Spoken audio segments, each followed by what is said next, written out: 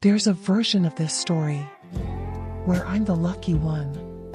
Everyone in town told it that way for years. Even I did. For a while. His name was Daniel. He taught math at the community center.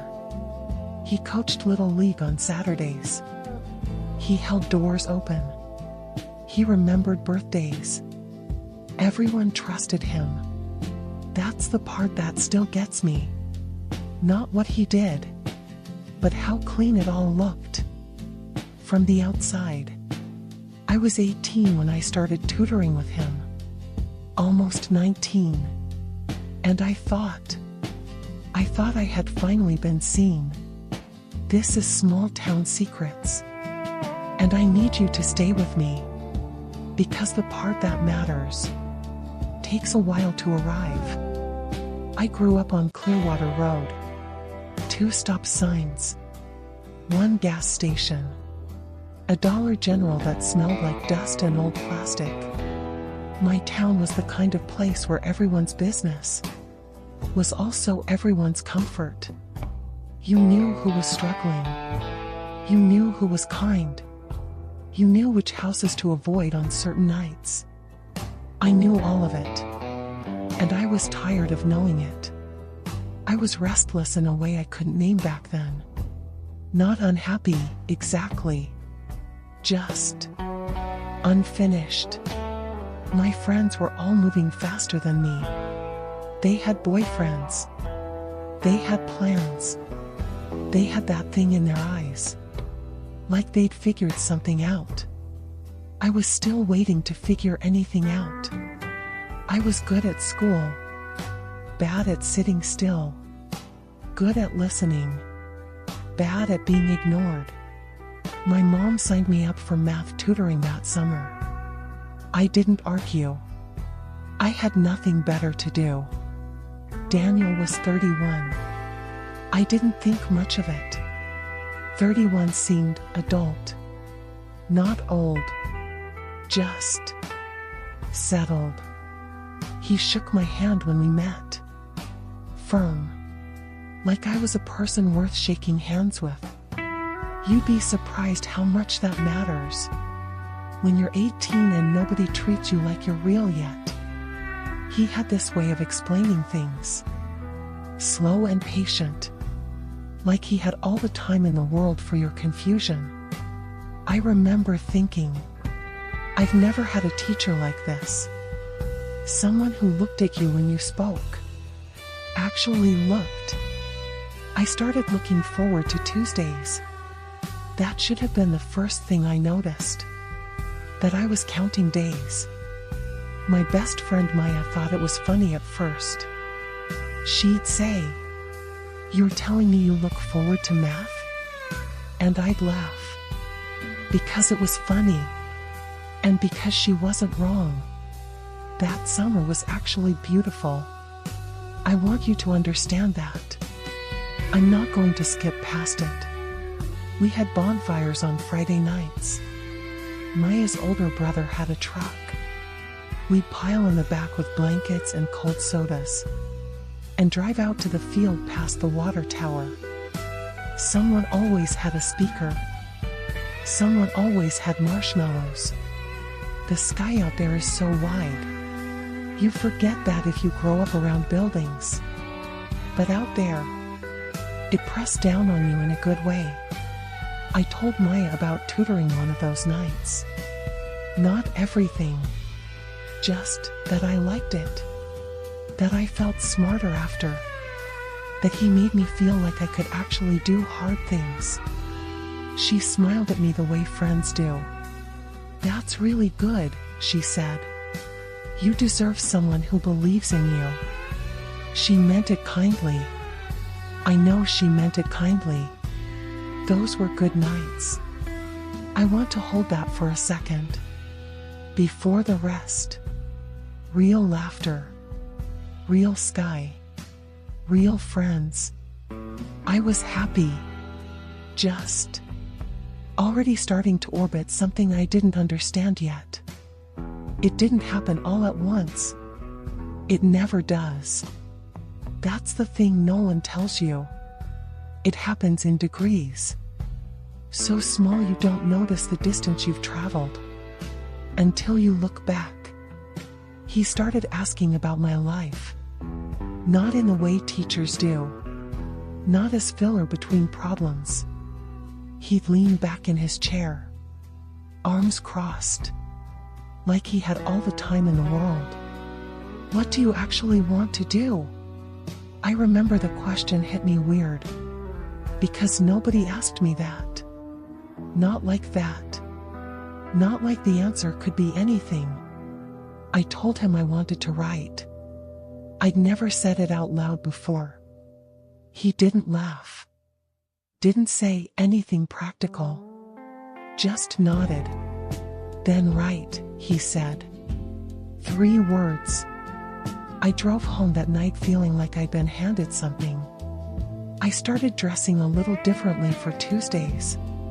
Not dramatically. Just more like myself. Whatever that meant then. I'd take a little more time. Check the mirror once more before leaving. I told myself it was confidence. That I just felt better about myself that summer. And maybe that was part of it. But it wasn't only that.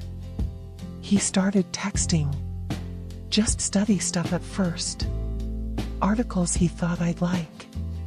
Book recommendations. I read everything he sent. Sometimes twice. I wanted to have something intelligent to say back.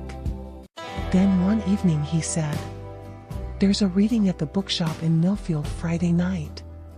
You'd love it." I went. Of course I went. It was a small room. Wooden chairs. String lights. A poet I'd never heard of reading about her grandmother. I cried a little in the dark. I hoped he didn't notice. He noticed. On the drive back he said, "That's a good sign, you know. Means you actually feel things." I looked out the window. Cold out. Fog on the glass. The heater running low. I felt completely understood. That feeling is the most dangerous thing in the world. We talked for 2 hours in that parking lot. Just talked. About books and towns and what it feels like to grow up somewhere that doesn't have enough room for you. He talked about his own restlessness. Said he'd almost left. Said something kept pulling him back. I was young enough to think he might mean me. I'm older now. I know he said that to feel understood too. We were both reaching for something that night. We just weren't reaching for the same thing. By September it had become something else. I don't know exactly when the line moved. I just know that at some point, I was past it.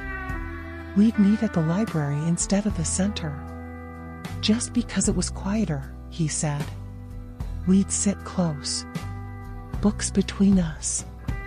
His handwriting in the margins. Mine next to it. There was a warmth to it. Literal warmth.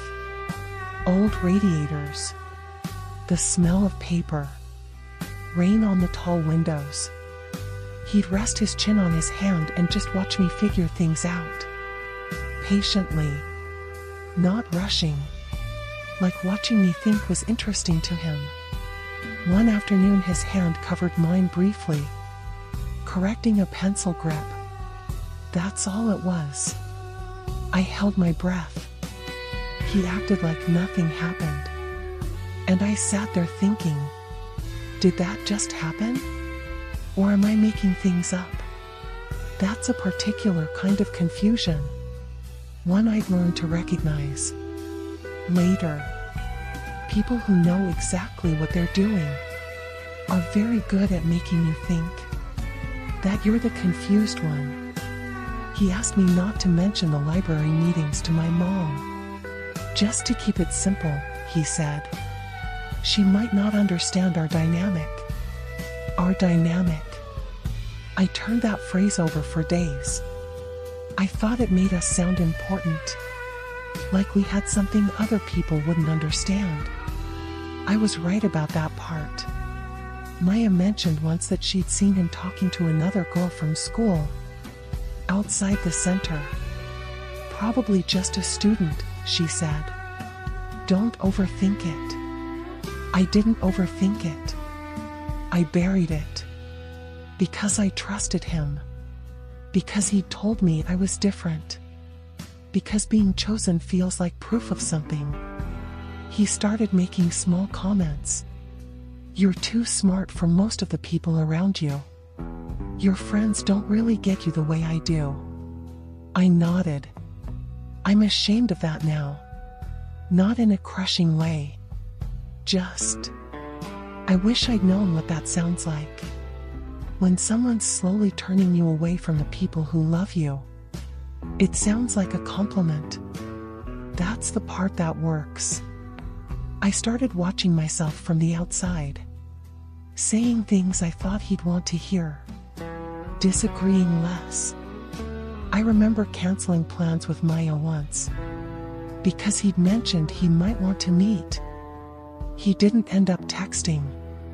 I sat home and waited. And felt stupid. And didn't call Maya. Because I didn't want to explain. You shrink yourself quietly when you're in something like that. Nobody sees it. You barely see it. You just notice one day that you're smaller than you were. That the room you take up has gotten narrower. And you've been so busy making yourself smaller for someone that you forgot to wonder why they needed you to be smaller. I found out in the most ordinary way. A mutual acquaintance. A casual mention. All right, he's done that with a few girls over the years. Said so easily. Like it was known. Like it was just a thing about Daniel. Like it was part of the town's knowledge. And I thought, everyone knew. They watched me. And they knew. And nobody said anything. That was the moment. Not a fight. Not a confrontation. Just a sentence in a parking lot. Spoken without weight.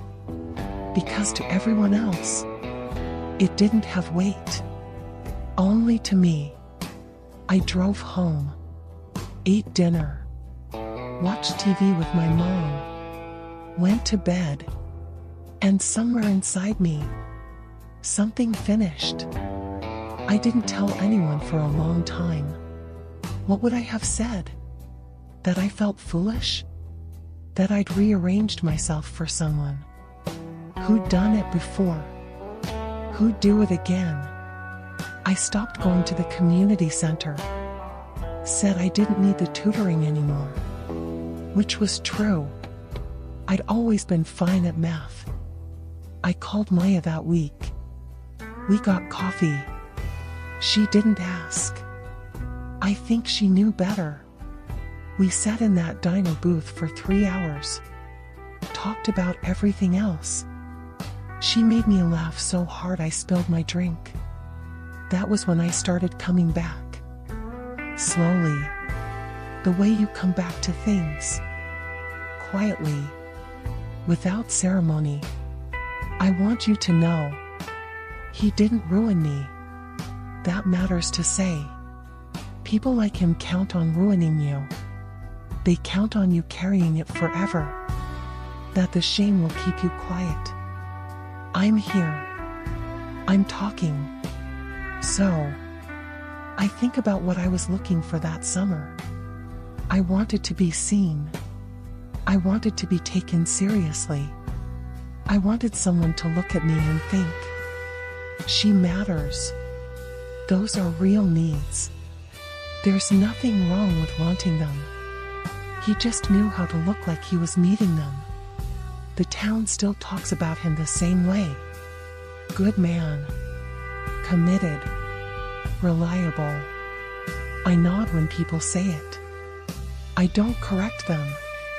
Some things in small towns are bigger than the truth, and some truths are too quiet for the size of the town. I mistook being chosen for being safe. Those aren't the same thing. They never were. That's the thing about small towns. The secrets aren't hidden. They're just agreed upon. Thank you for sitting with this one. Some of you know exactly what I'm talking about.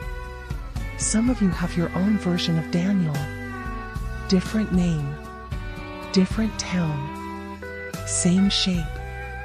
There's always another story waiting.